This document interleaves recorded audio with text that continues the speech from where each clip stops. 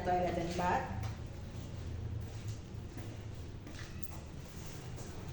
Sarado lang yung pinto pero usually nasa labas po yung yung pinaka lababo niya para sa kitchen area.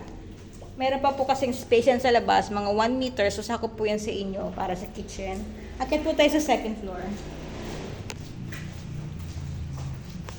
Usually po, ang actual turnover po nito, ma'am, is still po itong hagdanan na.